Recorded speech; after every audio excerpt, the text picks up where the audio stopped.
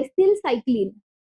It is a class of antibiotic which is very closely associated or very similar to tetracyclines. They are actually derivatives of tetracyclines. Okay इसीलिए हम उनको tetracycline analogues भी बोल सकते हैं या फिर आप उनको टेट्रासाइक्लिन डेरिवेटिव्स भी बोल सकते हो, राइट? तो ग्लाइसिल साइक्लिन ये जो कैटेगरी है टेट्रासाइक्लिन से सिमिलर है और इस कैटेगरी में अभी तक एक ही ड्रग अप्रूव हुआ है जिसका नाम है टिगेसाइक्लिन.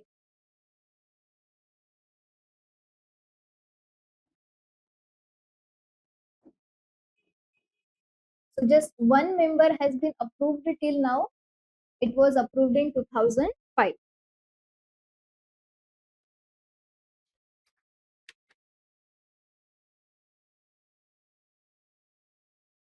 फाइन. तो ये जो ग्लाइसिल साइक्लिन वाला कैटेगरी है जिसमें सिर्फ एक ही मेंबर है, इनके बारे में अभी हम ब्रीफली डिस्कस करेंगे. So we will see. अभी आप देखो टिगेसाइक्लिन का स्ट्रक्चर यहाँ पे दिया हुआ है.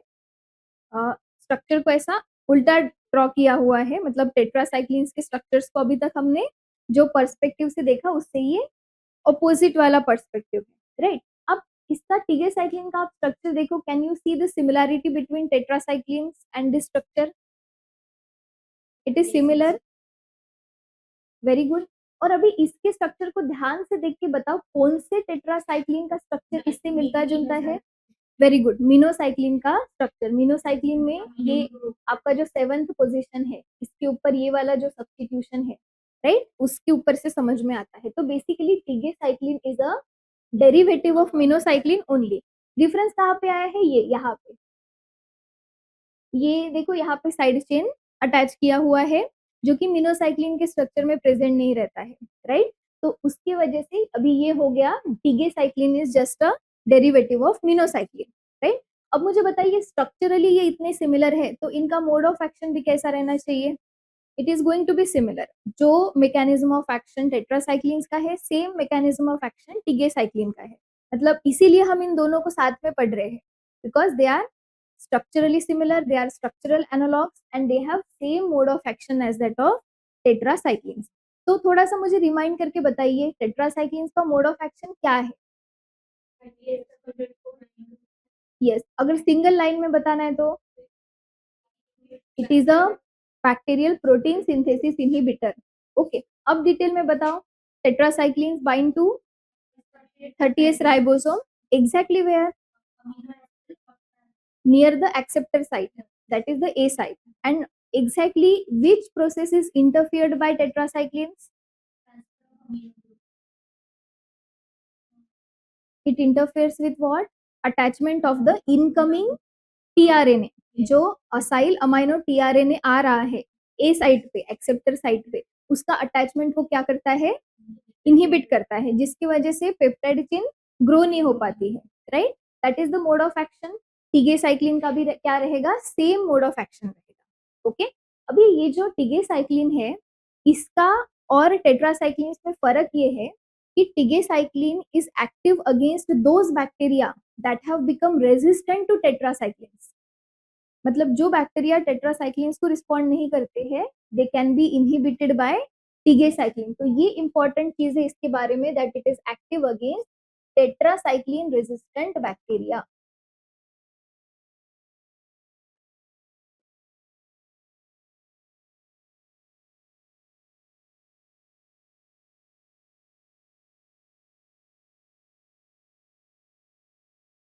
However, tigecycline is not active against Pseudomonas. Pseudomonas, it is a gram-negative bacteria, right? One of the important bacteria, and Proteus. ये दो बैक्टीरिया है जो सीरियस या फिर हॉस्पिटल अक्वायर्ड इन्फेक्शंस कॉज करने के लिए रिस्पॉन्सिबल होते हैं. इन दोनों के अगेंस्ट वो एक्टिव नहीं है,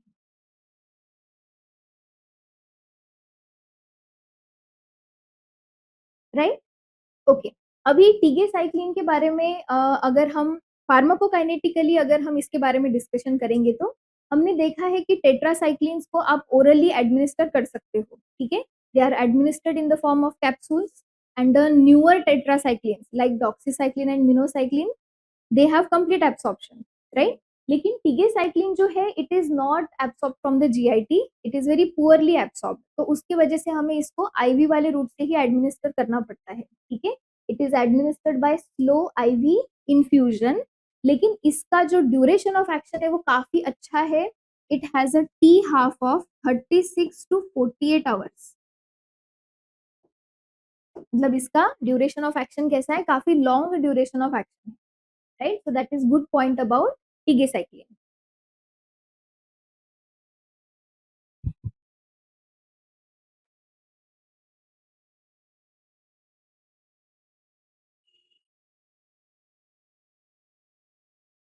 done.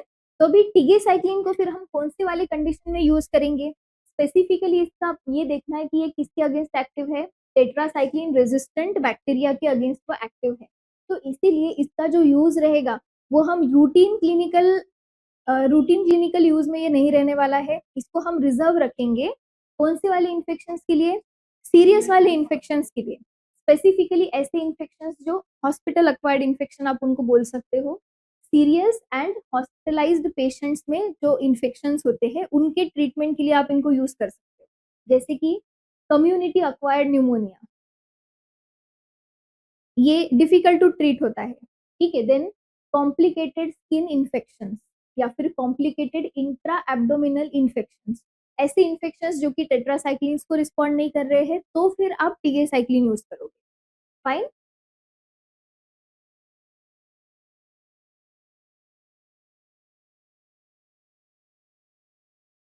Okay, then tigecycline is not recommended for certain type of infection और इन सर्टन पेशेंट्स, जैसे कि हॉस्पिटल अक्वायर्ड चेस्ट इन्फेक्शन के लिए वो यूज नहीं किया जाता है, या फिर वेंटिलेटर एसोसिएटेड, जिनको वेंटिलेटर होता है अटैच्ड होता है उनको चेस्ट इन्फेक्शन होने की रिस्क हमेशा रहती है, तो हॉस्पिटल अक्वायर्ड चेस्ट इन्फेक्शन या फिर वेंटिलेटर एसोसिएटेड चेस्ट इन्फेक्शन इसके लिए यूज नहीं करेंगे, और यूरिनरी ट्रैक्ट इन्फेक्शन के लिए भी यूज नहीं करेंगे। At the same time, tigecycline should not be used in pregnancy condition as well as in children. ये जो टेट्रासाइक्लिन के जो प्रिकॉशंस है सेम टिगेसाइक्लिन के भी वही है, प्रेगनेंसी में और चिल्ड्रन में यूज नहीं करना है, क्लियर। तो इस ग्लाइसिल साइक्लिन कैटेगरी के बारे में टेक अवे पॉइंट क्या है, ये टेट्रासाइक्लिन के सिमिलर कैटेगरी है, टेट्रासाइक्लिन डेरिवेटिव और टेट्रासाइक्लिन एनालॉग, जिसमें सिर्फ एक ड्रग है जिसका नाम है टिगेसाइक्लिन। टिगेसाइक्लिन का mode of action is same as tetracycline, उसके पॉजिटिव पॉइंट्स क्या है कि it is active against tetracycline resistant bacteria and that's why it can be used for treatment of some serious infections, clear. Okay, तो ये हो गया tetracyclines and ग्लाइसिल cyclins, ऐसे दो एंटीबायोटिक कैटेगरीज का अभी हमने डिस्कशन कंप्लीट किया है। ओके, अभी एक और ड्रग है जो जिसका मोड ऑफ एक्शन टेट्रासाइक्लिन से सिमिलर है, इसीलिए हम उसको टेट्रासाइक्लिन के साथ ही डिस्कस करते हैं। It is a single independent drug, मतलब जो हमने ऐसे किसी कैटेगरी में नहीं डाला हुआ है, ओके, इसीलिए इसका डिस्कशन हम अलग से कर रहे हैं। ये एक अकेला ड्रग है जिसका नाम है chloramphenicol, okay, it does not belong to any of the antibiotic category we have discussed so far, ना ही वो बीटा लैक्टम है, ना ही फ्लोरोक्विनोलोन है, ना ही सल्फोनामाइड है, ना ही टेट्रासाइक्लिन है, और इसका स्ट्रक्चर ऑल टुगेदर डिफरेंट है, इसलिए इसको किसी भी कैटेगरी में नहीं डाला हुआ है, राइट। अगर हम किसको किसी कैटेगरी में डाल सकते हैं तो वो है प्रोटीन सिंथेसिस इनहिबिटर का category, okay, because it is also a bacterial protein synthesis inhibitor drug, right. तो इसके बारे में थोड़ा सा ब्रीफली डिस्कशन करेंगे अभी। सबसे पहले we will draw the structure of chloramphenicol. इसका स्ट्रक्चर रिलेटिवली सिंपल है बाकी के एंटीबायोटिक्स के comparison. So I am going to draw the benzene ring first. Benzene ring को एक नाइट्रो ग्रुप लगा हुआ है, नाइट्रो ग्रुप मतलब NO2 ग्रुप,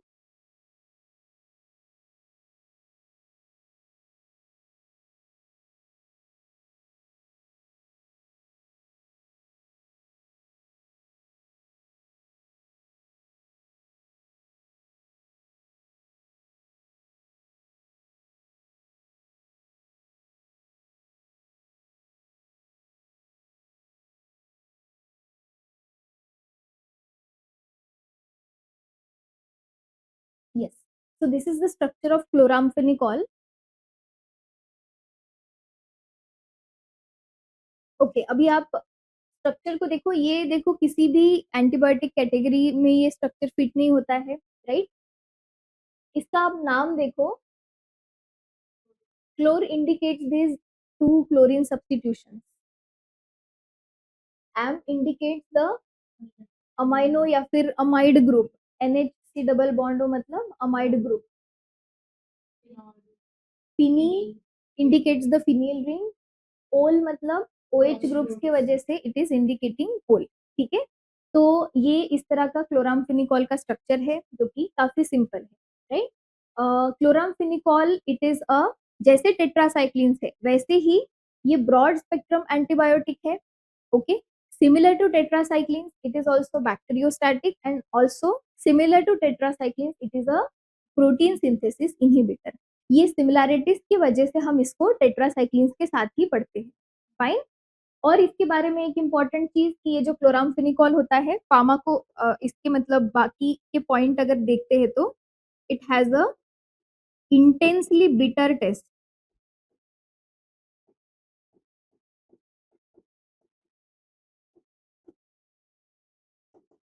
क्लोराम्फेनिकॉल के स्ट्रक्चर में ये जो नाइट्रोबेंजीन वाला पार्ट है, ठीक है, this moiety is the nitrobenzene. ये जो नाइट्रोबेंजीन वाली मॉइटी है it is considered to be important for its antibacterial activity.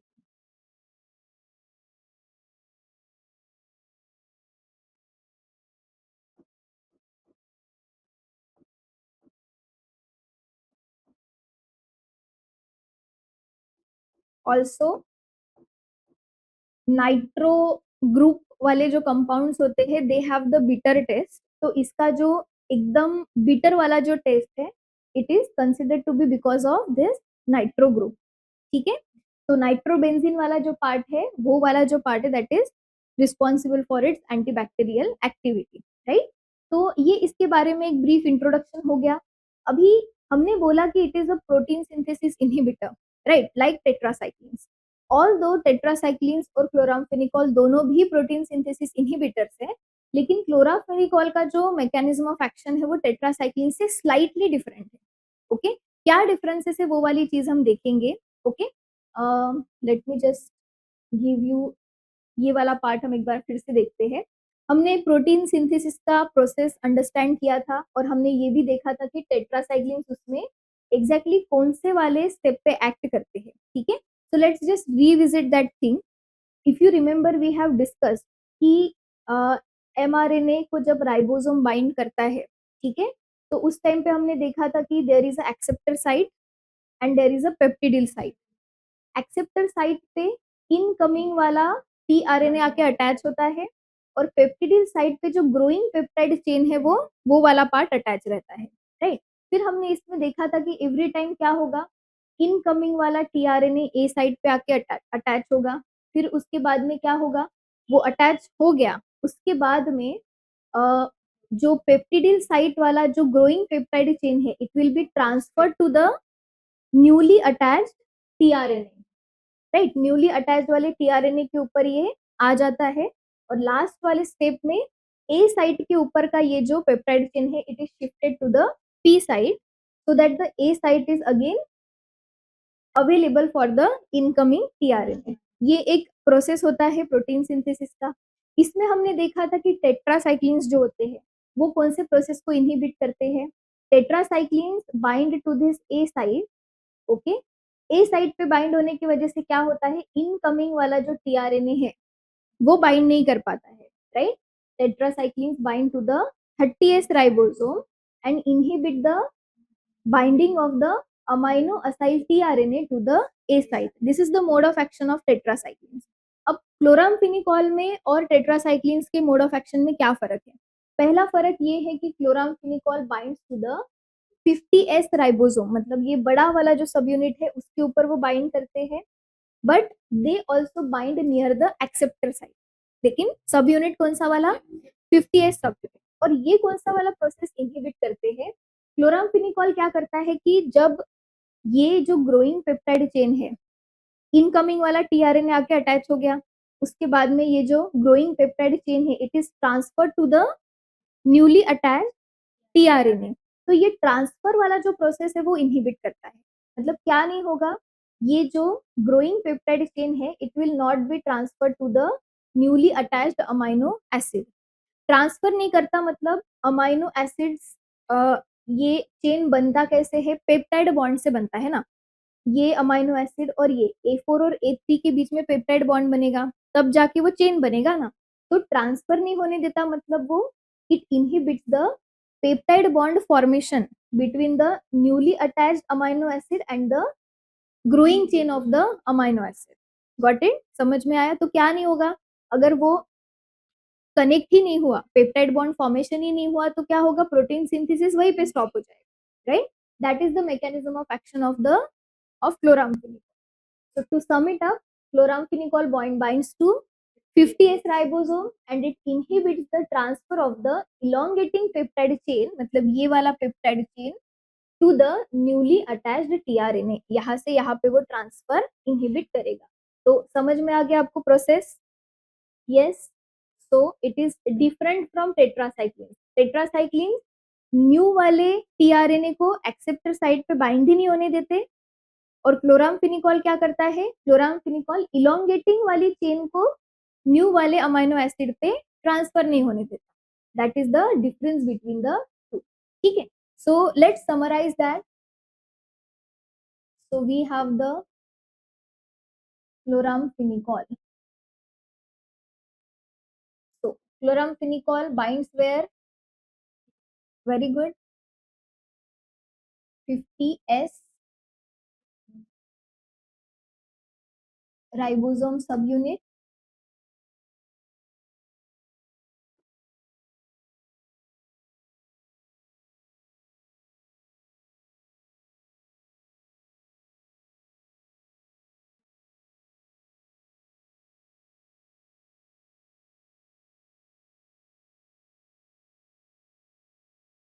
Near the A site.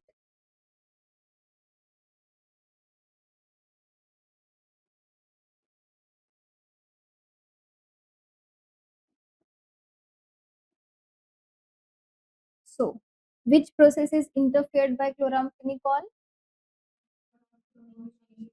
Very good. It inhibits the transfer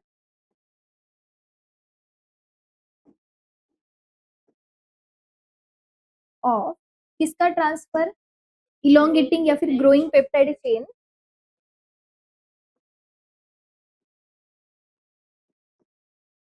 elongating peptide chain to the newly attached amino acyl tRNA.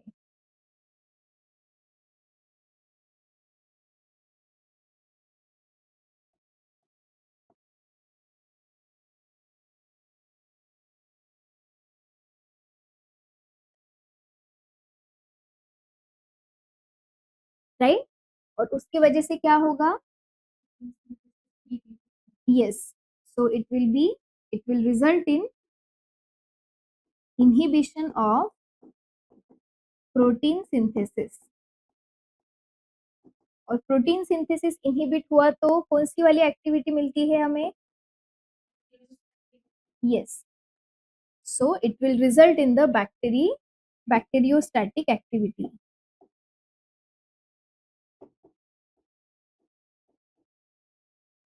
तो ये जो protein synthesis inhibitors है इन सब का mode of action थोड़ा थोड़ा सा similar ही होता है, उसमें आपको डिफरेंसेस याद रखने हैं। जैसे मैकेनिज्म ऑफ एक्शन क्लियर, तो जैसे मैं बता रही थी कि प्रोटीन सिंथेसिस इनहिबिटर्स जो है इसके आगे भी और आने वाले हैं, जैसे कि अमाइनोग्लाइकोसाइड्स भी है, मैक्रोलिड्स भी है। तो जब हम पढ़ेंगे तो आप देखोगे कि उनका मोड ऑफ एक्शन काफी सिमिलर है।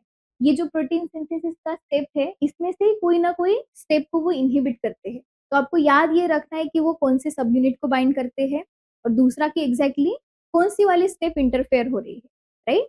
तो अभी टेट्रासाइक्लिन्स और क्लोराम्फेनिकॉल के मोड ऑफ एक्शन का डिफरेंस क्लियर, फाइन। तो now let's move forward. Yes, और एक पॉइंट यहाँ पे मुझे आपको बताना है कि chloramphenicol being a protein synthesis inhibitor, bacterial protein synthesis तो वो इनहिबिट करता ही है, लेकिन उसके साथ में chloramphenicol affects the human protein synthesis also, right, जिसके वजह से it has certain adverse effects on humans, जो कि हम आगे पढ़ेंगे कि क्या एडवर्स इफेक्ट्स है, जो कि हमने टेट्रासाइक्लिन्स के केस में नहीं देखा था। Tetracyclines do not interfere with the human, या फिर उसको हम मैमेलियन बोलेंगे, मैमेलियन प्रोटीन सिंथेसिस को इनहिबिट नहीं करता है, लेकिन chloramphenicol in addition to the bacterial protein synthesis, it can also inhibit the mammalian protein synthesis also, which causes certain serious side effects that are associated with chloramphenicol. Okay, जिनका discussion हम आगे करेंगे। तो before we move forward to that, हम उसके पहले chloramphenicol के resistance mechanisms को डिस्कस करते हैं।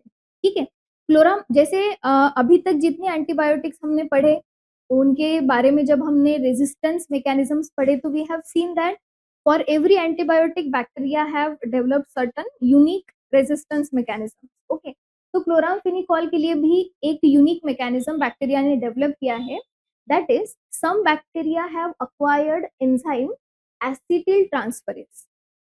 ओके, अब ये जो एंजाइम है ये करता क्या है, एसिटिल ट्रांसफरेज। अब इसके नाम के ऊपर आप थोड़ा सा ध्यान दो, एसिटिल ट्रांसफरेज मतलब इस एंजाइम का काम क्या होगा, एसिटिल ग्रुप को ट्रांसफर करेगा, किसके ऊपर, क्लोराम्फेनिकॉल के ऊपर। Basically it will attach a acetyl group on the structure of chloramphenicol. तो उसकी वजह से क्या होगा, chloramphenicol will be acetylated, right. तो एसिटिल ट्रांसफरेज विल एसिटिलेट क्लोराम्फेनिकॉल, जिसकी वजह से प्रोडक्ट क्या बनेगा, product will be acetyl chloramphenicol. Okay,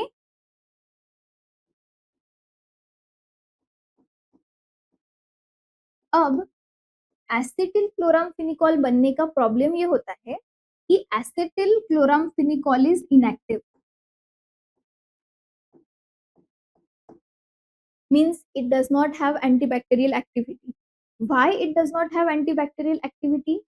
Chloramphenicol binds to the ribosome at the 50th subunit, ठीक है, लेकिन acetyl chloramphenicol can not bind to the ribosomal binding site, तो बाइंड ही नहीं कर पाता है वो उसकी बाइंडिंग साइट के ऊपर, जिसकी वजह से it is rendered inactive, right. So remember that this acetyl chloramphenicol it cannot bind to the ribosomal binding site,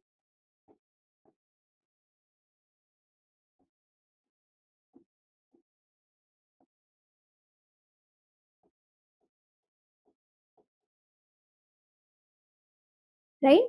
तो ये जो रेजिस्टेंस मैकेनिज्म है, बैक्टीरिया अक्वायर कैसे करते हैं, bacteria acquire this mechanism by the process of conjugation, right, there are several methods by which bacteria transfer the resistance carrying gene। एक होता है conjugation process, transduction process, transformation process। तो ये वाला जो mechanism है it is acquired by the conjugation। जो bacteria में ये रेजिस्टेंस कैरिंग जीन है उसको आप जनरली बैक्टीरिया का जो डीएनए होता है it is plasmid circular DNA, तो ये जो रेजिस्टेंस कैरिंग वाला जो प्लाज्मिड है it is acquired by the bacteria by conjugation process। Conjugation is the most common mechanism of transfer of the genes among bacteria। Clear, तो ये एक important resistance mechanism आपको याद रखना है। Apart from that there are some predictable mechanism like some bacteria they decrease permeability of chloramphenicol, मतलब chloramphenicol की entry नहीं होगी बैक्टीरिया के अंदर। ओके, या फिर सम ऑफ द बैक्टीरिया इस तरीके से रेजिस्टेंस डेवलप करते हैं कि क्लोराम्फेनिकॉल जो है वो it is unable to bind to its binding site. Okay, मतलब राइबोसोमल बाइंडिंग साइट में कुछ चेंजेस आते हैं तो जिसकी वजह से वो रिस्पॉन्ड नहीं करते हैं, राइट। तो ये अनइम्पॉर्टेंट है, सबसे इंपॉर्टेंट वाला मैकेनिज्म है the acquisition of the acetyl transferase enzyme. Clear, okay. अब इसके बाद में हम देखेंगे कि क्लोराम्फेनिकॉल के यूज के साथ में what are the important adverse effects. ठीक है. So as I told you that chloramphenicol can affect the mammalian protein synthesis also in addition to the bacterial protein synthesis, जिसका सबसे बड़ा एडवर्स इफेक्ट है बोन मैरो सप्रेशन और bone marrow depression. ये वाला जो एडवर्स इफेक्ट है इसको हम थोड़ा सा डिटेल में डिस्कस करेंगे. So as I told you that chloramphenicol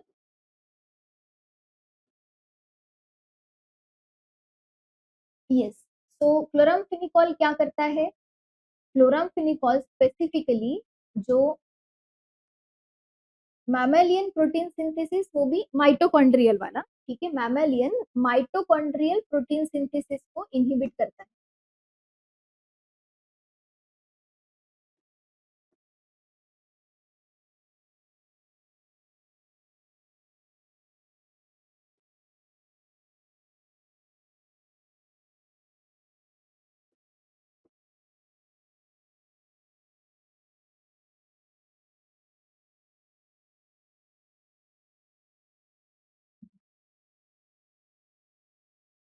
तो mitochondrial protein synthesis is affected, और ये वाला जो इफेक्ट है ये सबसे प्रोमिनेंटली होता है बोन मैरो में. मतलब बोन मैरो के जो माइटोकॉन्ड्रियल प्रोटीन सिंथेसिस है it is most affected part of our body, right. तो बोन मैरो अफेक्ट होगा मतलब बोन मैरो का जो प्रोटीन सिंथेसिस वाला जो प्रोसेस है that is going to be seriously hampered. Okay. तो अब मुझे बताइए कि बोन मैरो का सबसे इंपॉर्टेंट फंक्शन क्या है? What is the function of bone marrow in our body? जितने भी ब्लड सेल्स होते हैं, आरबीसी, डब्ल्यूबीसी, सब के सब कहाँ पे बनते हैं? बोन मैरो में. तो बोन मैरो का सप्रेशन होने की वजह से क्या साइड इफेक्ट्स होंगे पेशेंट्स को? There will be decrease in the number of all types of the blood cells. WBC का लेवल ड्रॉप हो जाएगा, आरबीसी का लेवल ड्रॉप हो जाएगा. So it will result in the several, जिसको क्या बोलते हैं, जैसे पैनसाइटोपिनिया, मतलब पैन मतलब सारे जितने भी ब्लड सेल्स है सबका लेवल क्या होगा? डाउन होगा. तो patient will experience anaemia, different different type के एनीमिया डिपेंडिंग अपॉन कि कौन से वाले ब्लड सेल्स का लेवल ज्यादा सप्रेस हुआ है, राइट. सो रिमेंबर कि it is going to result in the bone marrow suppression.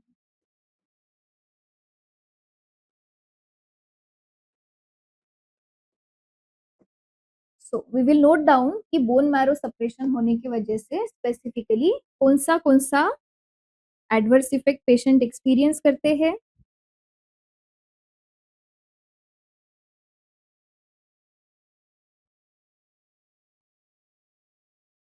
So it results in aplastic anemia,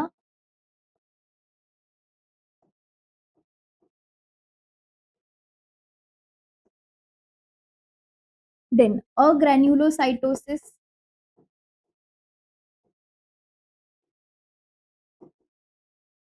जो WBCs है they are of two types, granulocytes and agranulocytes. तो अगर agranulocytes का level कम होता है तो we will call it as the agranulocytosis. Thrombocytopenia,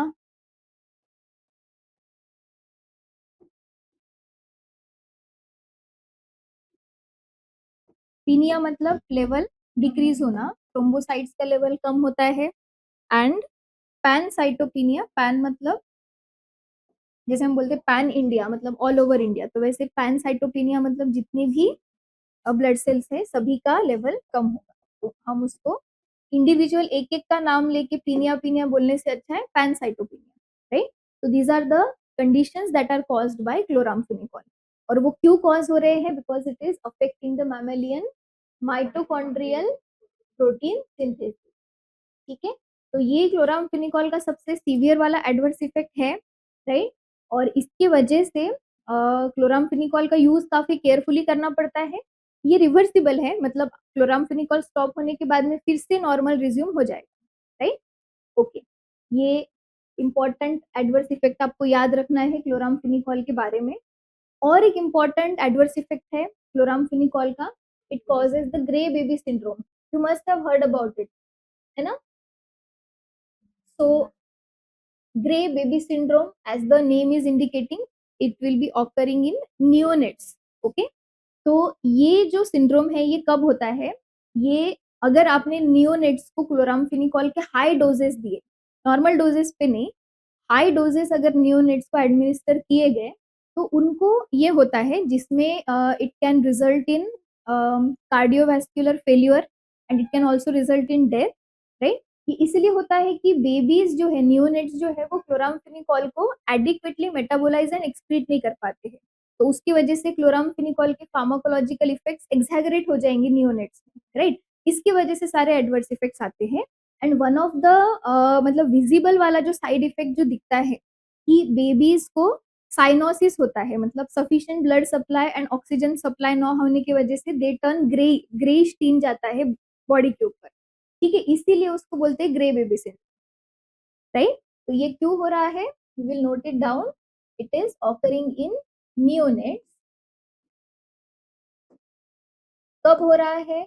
when you are giving very high doses of chloramphenicol, ठीक है? तो neonates, they cannot metabolize and excrete adequately,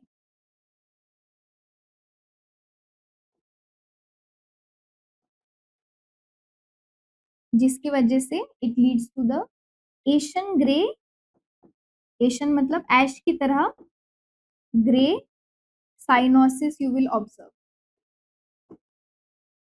ये सिर्फ विजिबल वाला इफेक्ट है, मेन इसमें प्रॉब्लमेटिक चीज क्या होती है? It leads to cardiovascular failure and death.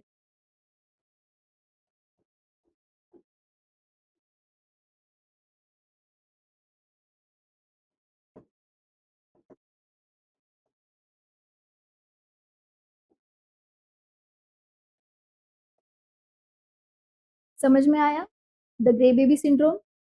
तो अगर नियोनेट्स को देना, ये प्रॉब्लम जो है वो स्पेशली प्री मैच्योर नियोनेट्स में ज्यादा होता है, क्योंकि उनके ऑर्गन्स फुल्ली डेवलप्ड नहीं होते हैं, लीवर भी फुल्ली फंक्शनल नहीं होता है, तो इसीलिए वो प्रॉपरली मेटाबोलाइज एंड मतलब सफिशिएंटली मेटाबोलाइज एंड एक्सक्रीट नहीं कर पाते।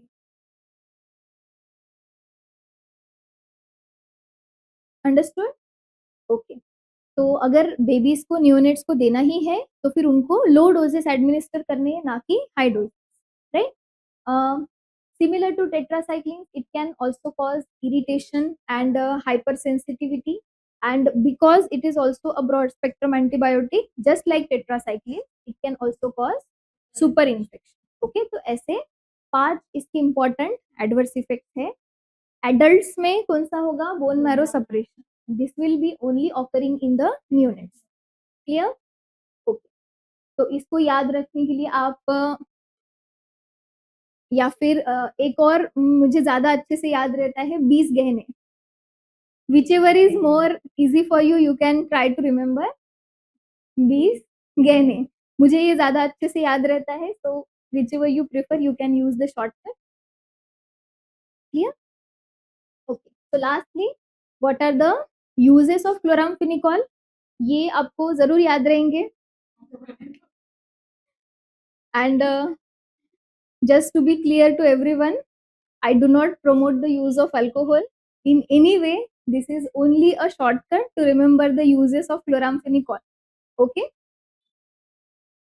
so let's see what are the important uses of chloramphenicol.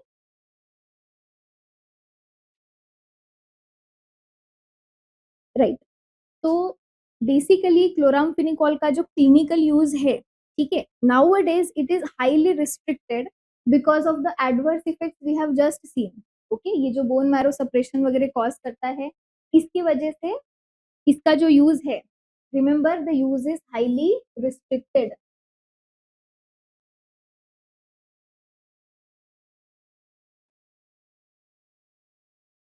because of the fatal toxicities.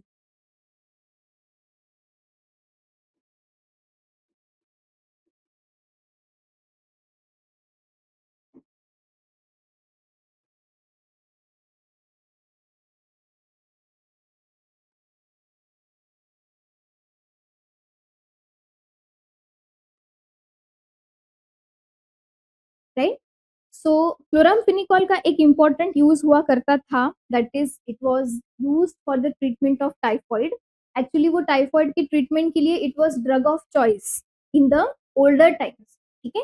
लेकिन बाद में क्या हुआ, क्योंकि क्लोराम्फेनिकॉल ब्रॉड स्पेक्ट्रम एंटीबायोटिक है, तो टाइफॉइड कॉजिंग जो बैक्टीरिया है साल्मोनेला टाइफी, ठीक है, तो उसके क्विकली बहुत ही जल्दी उसके रेजिस्टेंट वाले स्ट्रेन्स इमर्ज हो गए. तो नाउअडेज टाइफॉइड के लिए chloramphenicol is not the drug of choice, पहले हुआ करता था. राइट. देन ऑक्यूलर इन्फेक्शंस के लिए ये यूज किया जा सकता है. It can B use for the treatment of certain pyogenic infections like pyogenic meningitis,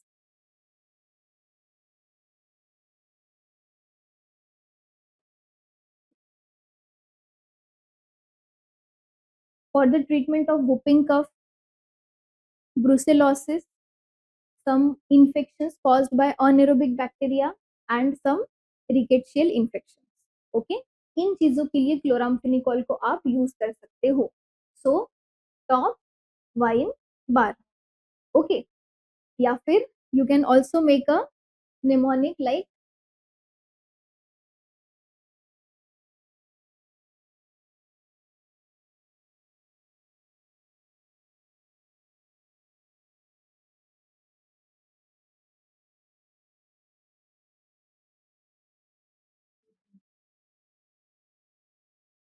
क्या लिखा मैंने,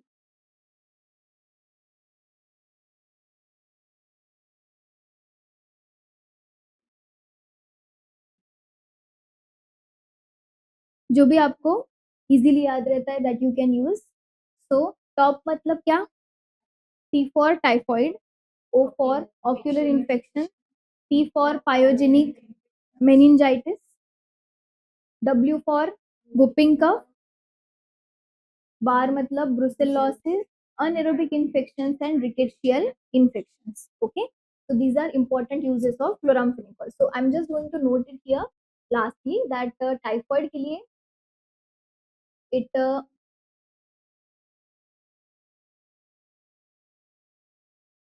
it was drug of choice till I think 1980s या 1990s तक. Yes, up to 1980s. फिर उसके बाद में क्या हुआ कि रेजिस्टेंट वाले साल्मोनेला टाइफी के स्ट्रेन इमर्ज हुए. Resistant salmonella typhi strains emerge.